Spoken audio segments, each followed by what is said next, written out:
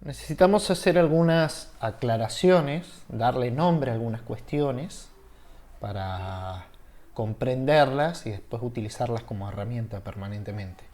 Lo primero es que es una cuenca sedimentaria, es una especie de, algo vimos durante la primera unidad, es una formación geológica donde con el pasar de los años se ha ido sedimentando material y tiene una estructura determinada que le permite generar las condiciones eventuales para la creación de hidrocarburos. Acá, por ejemplo, tenemos eh, productivas la cuenca sedimentaria, la cuenca austral y la cuenca del Golfo San Jorge. Como también les comenté, estaba la neuquina y las demás. Luego tenemos lo que vendría a ser el yacimiento, que un yacimiento pueden ser varios reservorios. Un yacimiento es una zona de explotación. Por ejemplo, acá tenemos al sur el yacimiento del Mosquito, que es de Fomicruz, que tiene varios reservorios. Reservorios ya es una configuración específica, es un lugar de donde se puede extraer hidrocarburos y que no está conectado con otros. O sea, uno puede tener un yacimiento con varios reservorios y el reservorio ya es la roca y bueno, toda la estructura que la contiene y que tiene los productos que uno desea extraer. Además, bueno, de toda la formación y las cuestiones que están asociadas a ese reservorio en sí. Cada reservorio se estudia aisladamente y en un yacimiento uno estudia, bueno, puede tener más de un reservorio o puede tener distintas partes de un reservorio muy grande producidas de distintas formas. Por ejemplo, un reservorio muy grande a un par de kilómetros puede tener una explotación gasífera y un par de kilómetros para el otro lado puede tener una explotación petrolera. Entonces, a veces el yacimiento tiene un reservorio muy grande y se lo puede explotar de distintas formas, o a veces tiene varios reservorios pequeños. O incluso puede haber reservorios a distintas profundidades. Uno puede encontrar un reservorio a 2000 metros de profundidad y otro reservorio a 4000 metros de profundidad e incluso una explotación shale a 5000, 6000 metros. Un caso muy común de esto es en Neuquén. En Neuquén hay la explotación convencional, ha depletado varios reservorios a sucesivas profundidades y ha empezado a explotar shale, es decir, no convencional, no solo una capa, sino que varias a distintas profundidades. Pero todo ello dentro del mismo yacimiento. Además de la explotación, también se sigue investigando y viendo qué más hay dentro del yacimiento. Y todo esto contenido, bueno, en una formación geológica gigantesca, como es una cuenca sedimentaria, que en el caso particular del Austral supone más del 30-40% de la superficie subterránea de la provincia de Santa Cruz. Luego necesitamos tratar de clasificar los productos que se obtienen en este reservorio. En general, como les comenté, cada reservorio puede producir diversos productos. A medida que se explota el reservorio también pueden cambiar sus características porque uno le está sacando material, está sacando gas, está sacando crudo y eso cambia las condiciones adentro y cambia también los equilibrios. Pero además de eso, cada reservorio es distinto de otros y en muchos casos hace falta caracterizarlos para saber qué se está explotando y la forma más adecuada de explotarlo. Además de ello, también hay otras formas de caracterizarlo. Es muy difícil caracterizar un crudo con un solo parámetro, como también a veces es muy difícil caracterizar un reservorio con un solo parámetro.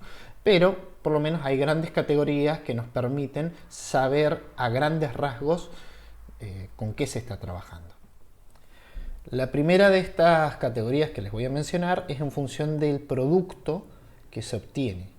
Uno puede obtener petróleo totalmente líquido, puede obtener petróleo con una pequeña proporción de gas. Recuerden que esto funcionaba de esta forma. Uno tenía el yacimiento, el pozo que llega hasta la formación en el subsuelo, y esta formación produce, por ejemplo, un líquido.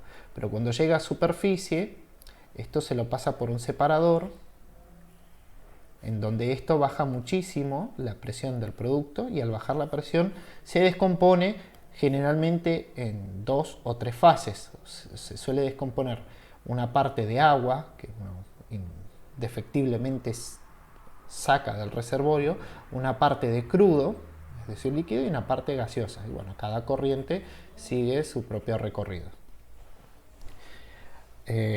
Cuando uno pasa por el separador puede obtener muchísimo petróleo, es decir, no sé, 95% de petróleo, y solo el 5% del volumen. Son números aleatorios, ¿no? Después vamos a ver bien las categorías, pero para tener una concepción, se convierte, perdón, esto era 95% líquido acá y 5% de gas. Es decir, muchísimo petróleo con muy poco contenido de gas. Otra de las situaciones, bueno, es una variación de esto.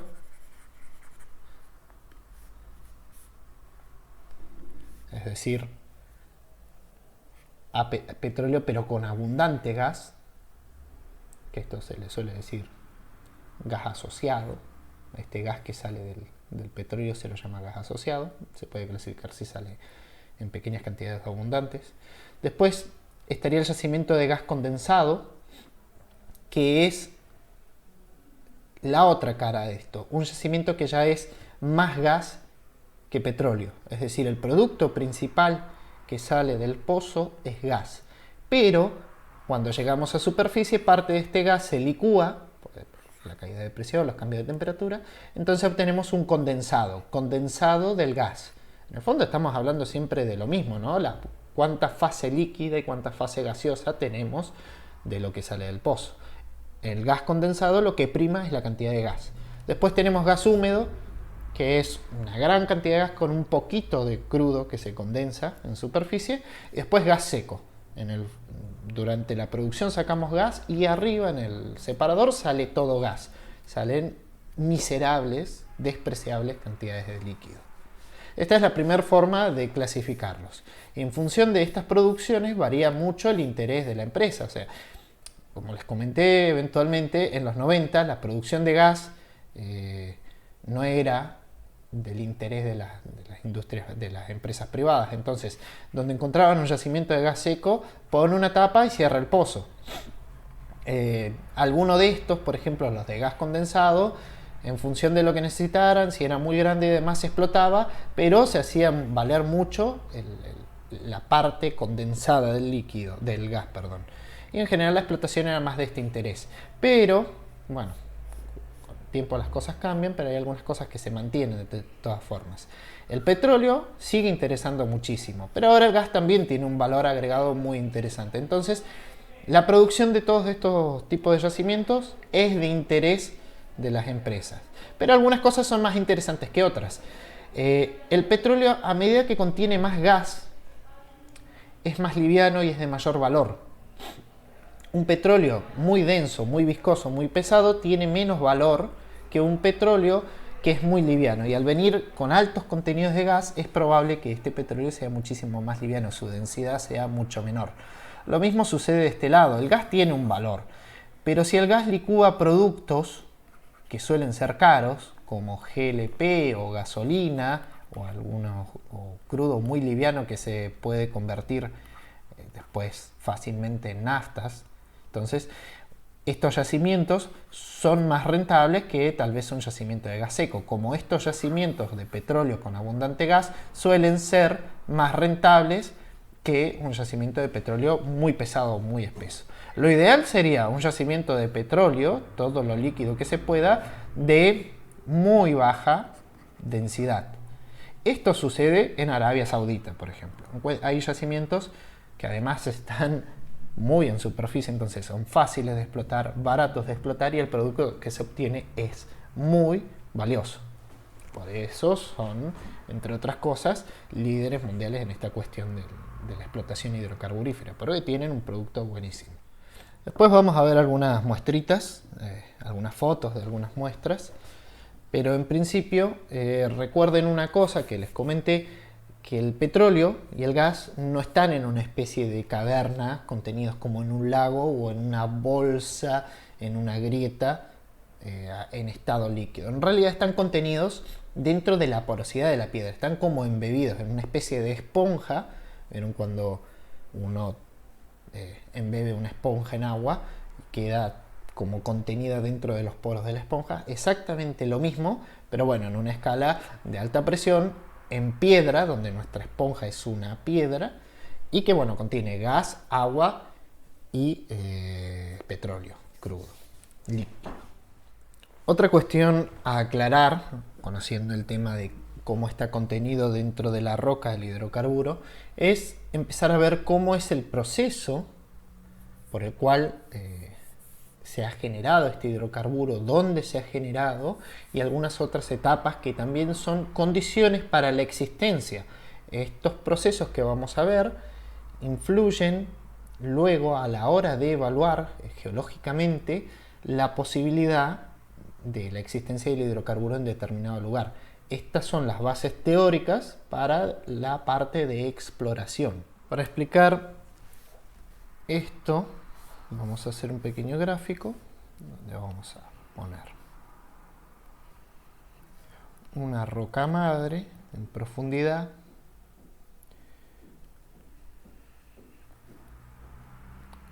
otra roca porosa que va a ser la roca recipiente y otro que va a ser el sello o trampa, en realidad trampa y sello sería. Ahora explicamos. ¿Qué es cada una de estas cosas? Bueno, la roca madre es esa roca donde se sedimentó originalmente la materia orgánica. Esto tiene un alto contenido de carbono, se llama TOC, Total Organic Carbon, que se puede medir para saber si esta roca ha tenido una gran cantidad de carbono en su interior. Esto con el tiempo, más la presión, más la temperatura, ha producido que se genere, que se convierta esta materia orgánica en hidrocarburos, acá dentro de la roca madre. Con el tiempo, y en función de la permeabilidad de estas rocas que hay en el medio, esto ha migrado, ha ido subiendo. ¿Hasta dónde? Bueno, en algunos casos hasta la superficie, que estos son los afloramientos, emanaciones de metano, charcos de alquitrán, algunos pantanos que les comentaba hace un rato. Mucho ha ido a parar directamente a la atmósfera y así. Pero en otros casos se ha encontrado con algún tipo de trampa, algún tipo de arreglo, por ejemplo esta forma anticlinal, que le ha permitido, en conjunto con un sello, una roca que no es permeable, ha permitido que el hidrocarburo se comience a acumular. Por ejemplo, acá. Si no hubiera una trampa, si por ejemplo esto hubiese sido una discontinuidad así, o sea, un tipo de falla inclinada y en algún momento va migrando por este sello hasta que encuentra una roca permeable, igual se hubiese perdido. O sea, además de que haya un sello, tiene que haber una trampa que logre encapsular ese hidrocarburo debajo del sello. Entonces, en particular, un tipo de trampas que hay son las anticlinales, ahora vamos a mencionar algunas más, que permiten generar esta acumulación acá, que es el dibujo más clásico. Encontrar una especie de domo en donde el hidrocarburo se ha ido acumulando debajo de un sello. Entonces, todas estas cuestiones son los factores necesarios para que exista un hidrocarburo. O sea, que exista un reservorio de hidrocarburos. Vean que esto es lo que después viene un geólogo y estudia. En base a la sísmica, trata de construir un mapa del subsuelo y trata de ver si hay una formación que sea compatible, que pueda llegar a ser una roca madre. Después analiza si hay una roca con las características para ser una roca reservorio y si además está sellada. Entonces, hacemos una sísmica y vemos, bueno, mira, resulta que hay una roca sello por acá. Esto es impermeable. Acá hay una forma de una roca reservorio en la que en este extremo se podría generar una trampa. Acá puede llegar a haber hidrocarburos. En el fondo vemos, y hay una roca muchísimo más densa que es compatible, puede ser, es probable que sea una roca madre. Con todo esto junto, después vemos que estos canales son permeables, esta roca es permeable, bueno, también por la porosidad y demás se puede decir que esta roca tiene cierta permeabilidad. Entonces hay varias condiciones para decir, existe la posibilidad de que tal vez acá haya un entrampamiento de hidrocarburos. Las trampas pueden ser muy diversas, ¿no? Por pliegues, fracturas, inclinaciones. Acá algunos tipos de trampas más habituales o las más nombradas. Anticlinal, que es la que les mencionaba recién. Sinclinal, que suele acumular sobre los bordes en muchos casos. Pliegues inclinados, pliegues tumbados, fallas. Lo importante de esto es que logre generarse un sello y de alguna forma, esto por ejemplo podría ser un sello y esto también, entonces acá tendríamos una capa que puede acumular. O fallas normales también. Hay un montón de variaciones. Acá algunos gráficos más, trampas estructurales y estratigráficas. Las estructurales están asociadas a que la estructura se dobla, se falla, o sea, el contacto de la estructura es el que genera la situación de trampa. O sea, pueden ver cómo la estructura o se dobla o se pliega o una falla enfrenta distintas capas y genera este sello. Por ejemplo, acá esta parte azul podría estar, por una cuestión estructural, siendo la zona de la trampa. Y esto puede ser un sello y esto también puede actuar de sello en mayor o en menor medida. En cambio, las trampas estratigráficas están asociadas a la conformación de los compuestos. Por ejemplo, acá no tenemos una cuestión de que la estructura tomó una forma, sino que arriba se le acumuló otro tipo de sedimento que lo selló, como acá, bueno, este tipo de trampas también. O sea, en general, unas están asociadas a la forma y las otras están asociadas a lo que se acumuló alrededor, por sobre o por debajo de la trampa. Acá vemos algunos ejemplos. Después, por una cuestión de gravedad, claramente el gas se va a acumular en la parte superior de la trampa, el petróleo por debajo de este y el agua por debajo. ¿Está bien? Acá tenemos algunos ejemplos. Típica trampa anticlinal y una trampa por fallas geológicas, por ejemplo. En las distribuciones que se generan, bueno, pues es eso. Formas de trampa, miles. También aparecen domos salinos, otras estructuras impermeables que también pueden favorecer esto, pero lo importante es entender el comportamiento más allá de cómo es la trampa. La forma de la trampa, problema de los geólogos. Algunos ejemplos más, todos con gráficos para que puedan ver dónde se acumulan los productos. Para explicar el comportamiento de la fase líquida y gaseosa, a veces lo óptimo que tienen algunas herramientas es recordar algo de termodinámica de soluciones, precisamente lo que serían los diagramas de presión y temperatura para una mezcla de hidrocarburos. ¿Se acuerdan que teníamos toda esta cuestión de los fluidos puros, como los fluidos puros conformaban los distintos diagramas que se podían proyectar desde la superficie en 3 dimensiones, en particular este diagrama que era el presión-temperatura, el de las ramas, para un fluido puro. Ahora, por ejemplo, si yo tomo dos fluidos puros, el etano y el pentano, que son dos hidrocarburos distintos, ven que acá tendría la rama que separa la fase líquida de la gaseosa.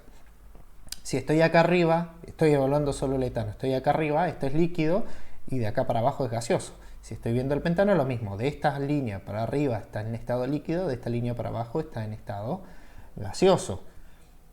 Ahora, si yo junto los dos en una mezcla, ya el comportamiento no es tan fácil de describir, sino que se forma una especie de campana entre estos dos puntos y se generan estas curvas que en algún momento en termodinámica se vieron, que son las de presión-temperatura para una mezcla a composición constante.